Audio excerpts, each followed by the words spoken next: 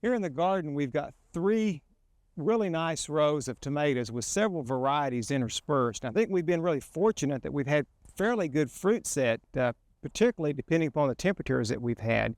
And perhaps that's because we do have several varieties, because some of those varieties we know are more resistant to the high summer temperatures than others.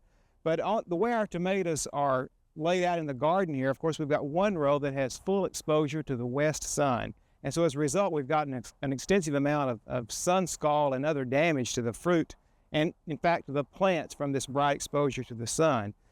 If we don't keep these tomatoes harvested well, we find that sun scald really is a problem. And on some of these down here, we're having the bright yellow, almost burned looking shoulder on the fruit, and even some that have not ripened yet, where the shoulder on the fruit is much lighter in color. Of course, that's sun scald damage. And this will go ahead and deteriorate the cells on the outer part of this tomato, and so we'll have a sunken, very rough area there for sun scald damage. Even though we do have good foliage growth on these, just simply because the sun has been so bright and so hot on this west side, then we are experiencing some damage. And you may be experiencing the same kind of damage in your own garden, particularly if you've got some really bright sun hitting the foliage of those plants. Well, we can come in and protect these somewhat, and we're going to put a shade cloth down the side of these tomatoes. Of course, we have our tomatoes staked on stakes here, and trellised with baler twine, so that's going to make it easier for us to protect these. But even if you've got yours in cages, if you've got these not staked and they're just trading on the ground, or if you've got them single staked, you may want to find some sort of a shade material, such as the shade cloth we have here, which is really a cloth to shade ornamental plants, also vegetable plants, and even greenhouses. This one gives us about a 50% shade, but you can choose one that's a lower amount of shade than that. Or you may want to just look for some sort of a cheesecloth or muslin cloth or other type of shading material to put along these. Even old sheets will do well as a temporary shade. Now, also I might mention that we're experiencing a good deal amount of leaf roll on these tomatoes too, and you may be getting some of that on your own plants. This is an ongoing problem with tomatoes here in Oklahoma in the summertime. It's really not a disease, although it may look like that the plants are infected with a virus disease or with some sort of a herbicide or chemical damage, but where the outer part of the leaf just simply rolls in on the inner part in what we call a cigar roll or tobacco roll fashion.